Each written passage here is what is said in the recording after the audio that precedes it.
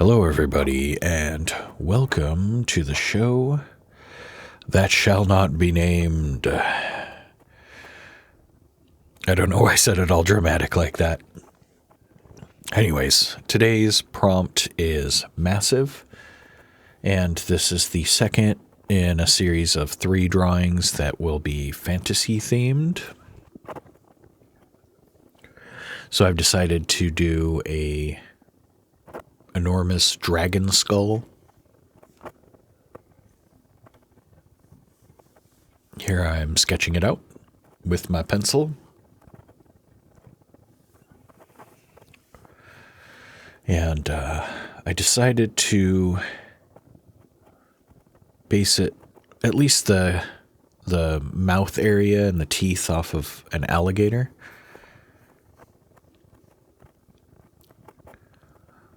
At least loosely base it off of that.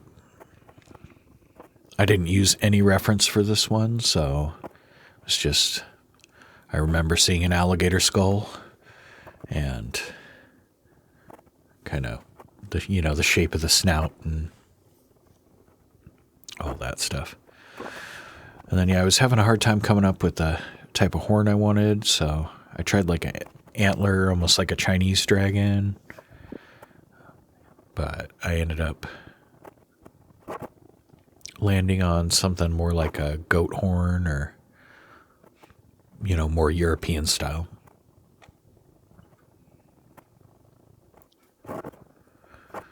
Putting a nice little twist in it there. And then I really wanted to show that it was huge, so I decided to add a little hiker for scale.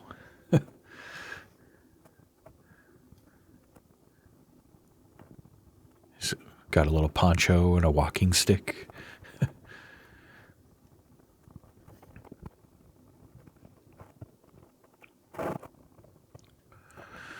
And then I haven't been feeling too great. And then also I've been doing a lot of these videos, so I was feeling a little burned out, but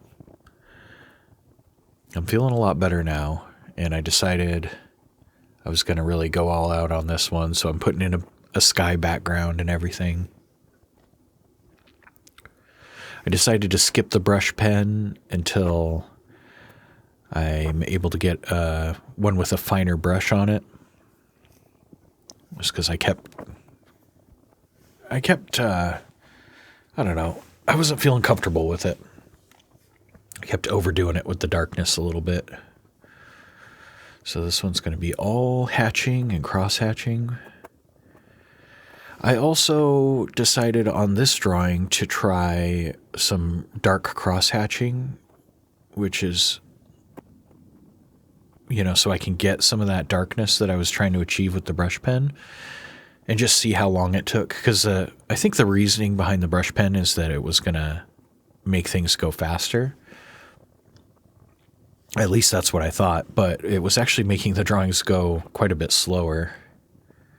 So I figured I'd just try some really dark cross-hatching, and it actually, for me anyways, it's going faster just doing cross-hatching, so I don't really even need the brush pen necessarily, although I really do like using the brush pen. I think I just need more practice with it to get comfortable with it and know its uses and limitations and all that sort of stuff. I think I'm going to spend some time kind of studying some art where people use brush pens and just see how they incorporate it. I've noticed a lot of the comic book art I like where they use a brush pen, they don't really hatch up to it. It's just kind of like, at least the stuff I was looking at, it's just shaded with brush pen, so it'll just be solid black shadows, and then they color, so.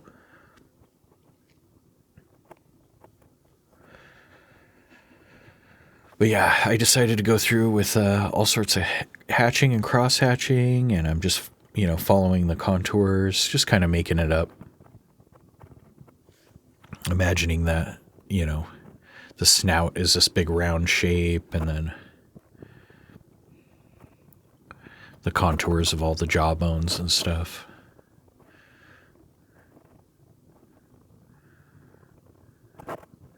And then, yeah, I put the other side of the jawbone facing backwards there. And then just basically blacked it out so you can't even tell. That's okay. A lot of those little details that end up getting blacked out aren't really important. Like, you wouldn't notice them if they were there because it's, you're busy looking at the teeth and the horns and all that kind of stuff. It's crazy how much detail you can put into a drawing that nobody will ever even look at. So you just focus on the cool stuff, right? A lot of people just focus on the cool stuff and they don't even worry about the other, which is smart, honestly. It saves you a lot of time. I'm just going to focus on the details and the teeth and the horns and the eye, and then everything else can just be super vague. Which is not what I did here. I was going through putting texture and shading into every little bump. Which is fine too. It's, it's really, your style and like what you're trying to achieve with the piece of art.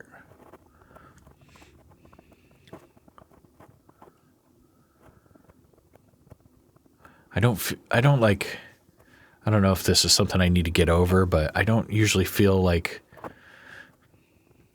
I feel like I'm cheating if I leave stuff vague or like I'm, maybe half-assing it a little bit, or I don't know. But, if you're doing stuff deliberately, it's not half-assing it at all. So,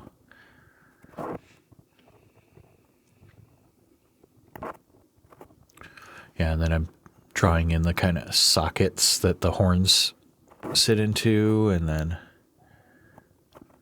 more contour hatching through the snout here. I was going kind of careful, layering stuff.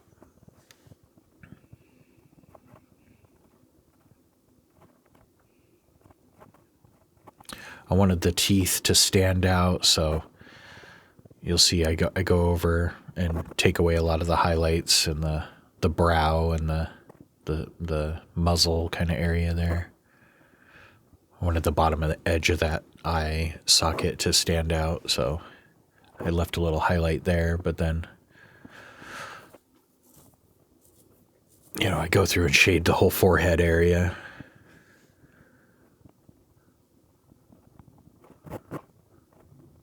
I want it to look like cracked around the eye socket, so I was drawing some little cracks and stuff.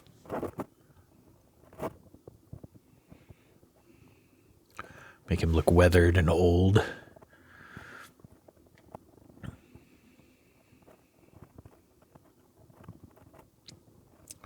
And then, yeah, here I'm starting on the horns, just lining in each of the scales, I guess, the plates or shingles. I don't know what to call them. But, and then, yeah, the texture, it's kind of got like almost like a snake belly sort of look to it. So,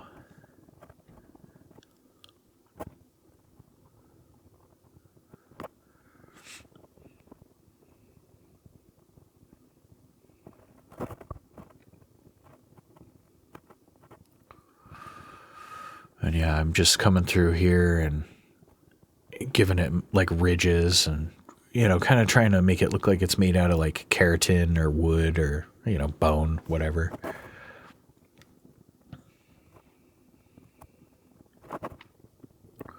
And then, yeah, I use those like contour lines and they change direction there through the belly section.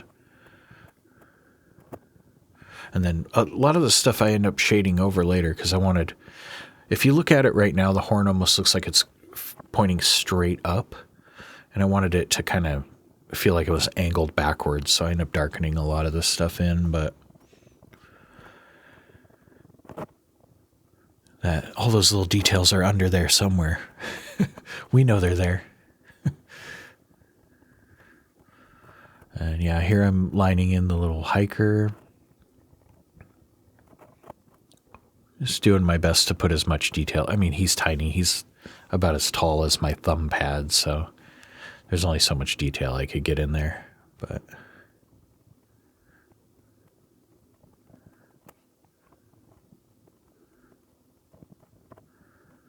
gave him a little backpack and a ball cap. He's kind of anachronistic, I guess. Of course, the dragon's dead, so it could be dead for 5,000 years or something.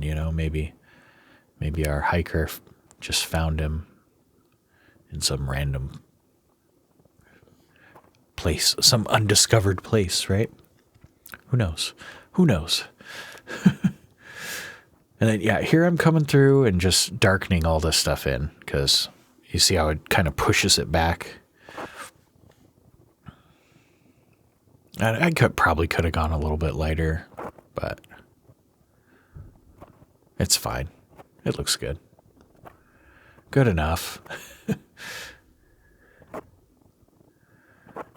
And yeah, some cross-hatching here, just tuning up some of the value.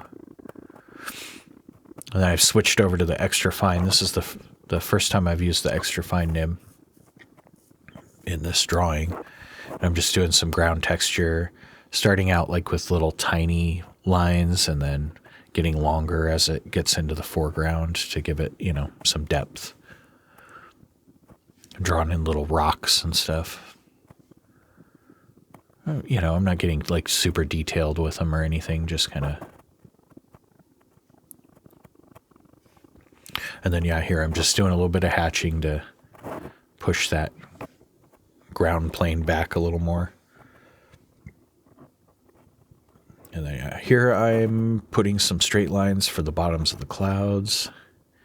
It's just how I like to draw clouds. I think they look neat. And then I'm shading them in.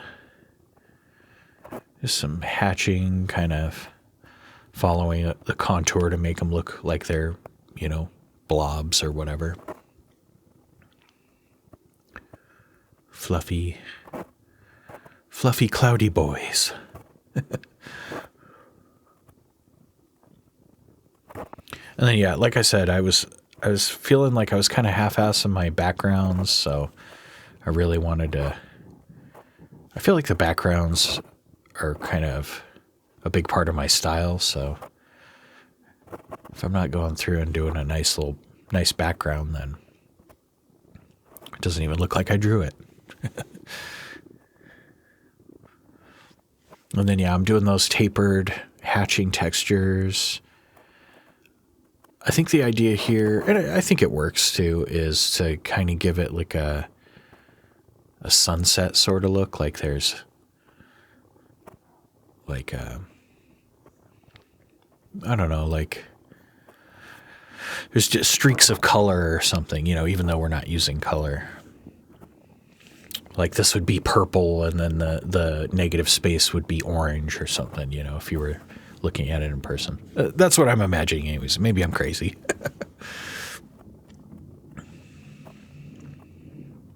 And then, yeah, I'm just coming over the dragon skull here with the extra fine, just tuning up some of the values and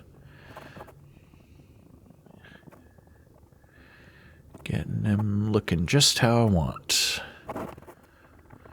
All right, well, that about does it. Thanks for watching. Go ahead and like, comment, and subscribe, all that stuff. And thank you to my patrons on Patreon. And I will see you in the next one. All right, bye.